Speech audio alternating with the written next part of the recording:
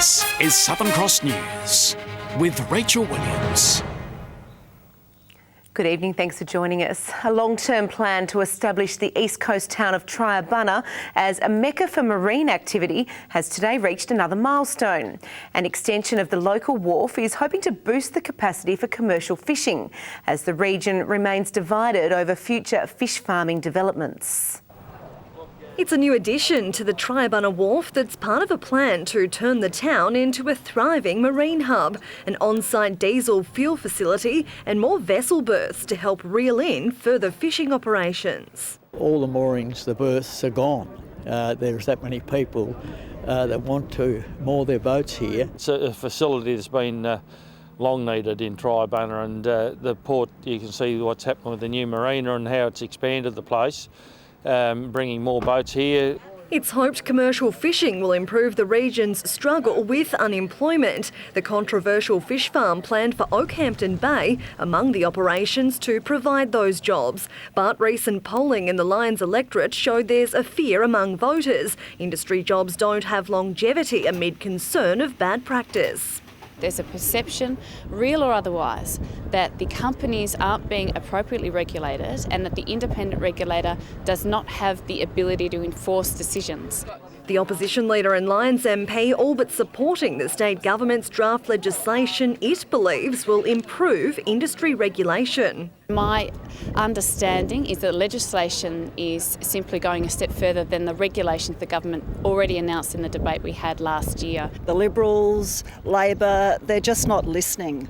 They're not listening to the concerns that are being expressed by locals who love the clean, clear waters of the East Coast. The local mayor not convinced yesterday's polling is a true reflection of his municipality, despite evidence of concern. As far as I'm concerned, personally, it's done and dusted. Let's get on with it. Jacqueline Robson, Southern Cross News.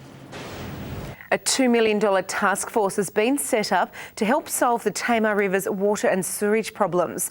The state government's giving the board 6 months to prepare a list of recommendations to fix the issue, but is yet to set a timeline on when the river should run clear. For decades, raw sewage has flown through the Tamar River, and once again a solution is being called for. No longer can we sit back and accept the fact that the river here in Launceston is subject to 1,000 sewerage outflows a year. That is third world stuff. 10 representatives, including mayors, general managers and water experts, have been selected to form the Tamar Estuary Management Task Force. Funded by the federal and state governments, the board's $2 million job is to find the most effective fix for Launceston's combined sewerage system. We've got a meeting on the 3rd of August where we'll bring everybody into the room, and it'll be more about not a discovery, but we'll be going over what's been done before, and we'll be working with that group to actually start to establish those priorities. The options range from $20 million up to $600 million. Once we understand what the most appropriate solution is, then we can begin work on how we'll scope that and importantly pay for it. Before last year's federal election, Labor pledged $75 million to clean up the river, but the Turnbull government is yet to promise any. Launceston's mayor says he wants to see the task force prepare short-term actions and a long-term plan. That's going to be a 3-year plan, a 5-year plan. It's something I'm sure people would accept as long as we know what the steps are. Monica Dadson at Southern Cross News. Back home, and police are appealing for public information after a Goodwood house was deliberately set on fire 2 nights ago. In April, the Goodwood Road property was forfeited to the Crown as part of the unexplained wealth legislation, and police believe the arson is linked to another that occurred in West Moona 1 month earlier. Due to the circumstances and the coincidence that both of these houses were attacked, we're led to believe that there's potential involvement from associates of the previous owners. Police say accelerants were used in the blaze, with damage estimated at $200,000. For hundreds of Tasmanian dog lovers, today is one of the most important events on the winter calendar, the Woofs and Wine fundraiser, combining two main loves for many in a unique show of support for animal welfare. For some, it's cheese and wine, but in this instance, it's a match made in heaven for Tasmania's dog lovers. It's just a day where we combine our love of animals and wine. Campania's Wobbly Vineyard opening up its property for a Dog's Day Out, all in support of the Small Paws Animal Rescue. Vet bills is our largest expense that we have at Small Paws Animal Rescue. It also goes towards paying our food bills. Hundreds happy to wet the whistle as their beloved pooches ran mutts, not all canines quick to the action. She's looking from afar at the moment, seeing if she can get down and socialise, I think. Raising money, not the only aim of the day. Before people go to breeders, and certainly backyard breeders, they should be looking at independent rescues and shelters to adopt before they go elsewhere to look for their next companion. Many proving just how awesome adoption can be. He had some lovely owners, but their kids were growing up and off doing sports and things, so we rehomed him, and he's beautiful. He's an ex-racing dog, and we've had her about 6 months now.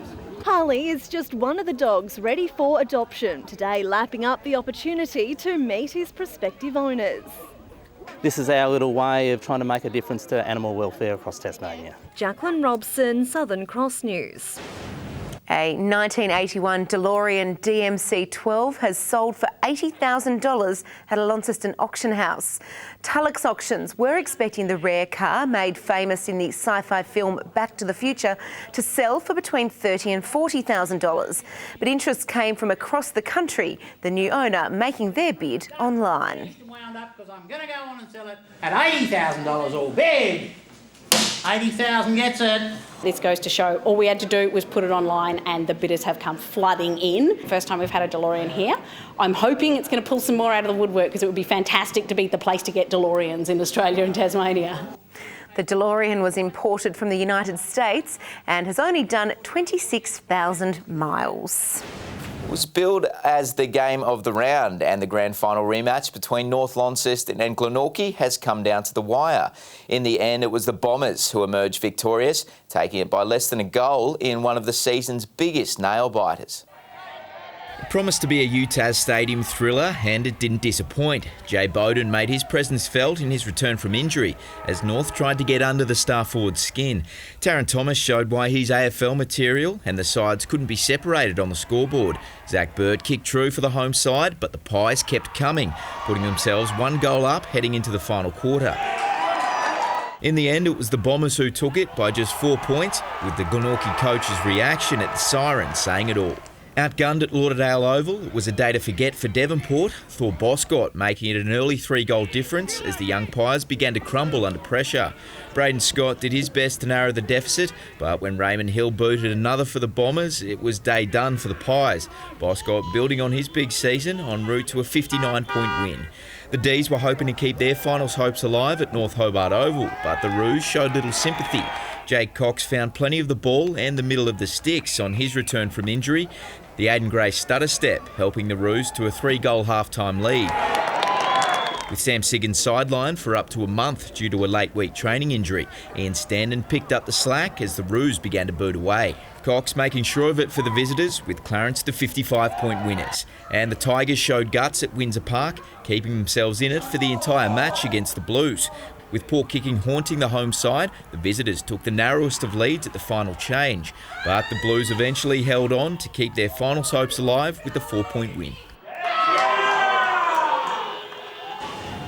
The Hobart Chargers are on top of the Seabull South Conference ladder, following a dominant performance against the Capitals overnight. Not as convincing for the women, with Canberra proving a tougher task, but the home side managed to hang on to make it 2 from 2 at the deck. With no Methane Muo or Tom Garlett, it made little difference to the Chargers' confidence. Rob Heyer was on song from behind the arc, bucketing 21 points and helping the home side to a big first-half buffer. Lewis Thompson providing one for the highlight reel and letting the Capitals know all about it. The big import then throwing down another just for good measure. It was all going the Chargers' way in front of the packed home crowd. 29 points from Chris Whitehead, putting it out of reach for Canberra as the Chargers earned themselves top spot on the South Conference ladder with a massive 31-point win. Just as she's done all season, Kathleen Shear led from the front, top scoring with 20 points in a tight tussle with the Capitals. Up by just 2 points at the first break, some tidy transition work saw the Chargers begin to exert some dominance. But the visitors kept coming, outscoring Hobart in the third quarter to get themselves right back in the match. Alex Shear-Batoni helped steady the ship with a 19-point haul, and when import Michaela Roof began to fire, the Chargers found another gear.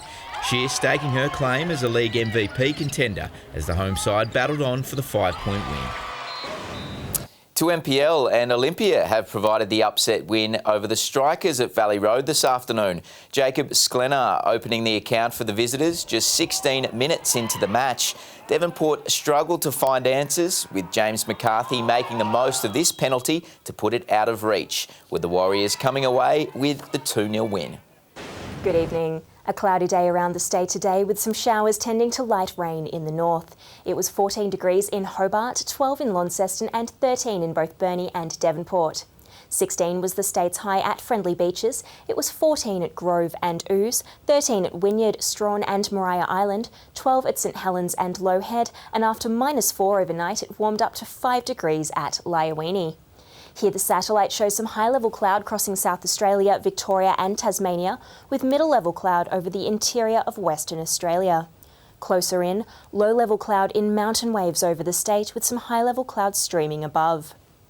Tomorrow the chart shows a cold front crossing Tasmania with a prefrontal trough over Victoria. Looking at the coastal waters, west to northwesterly winds reaching 35 knots about the north, swells to 4 metres in the west and south.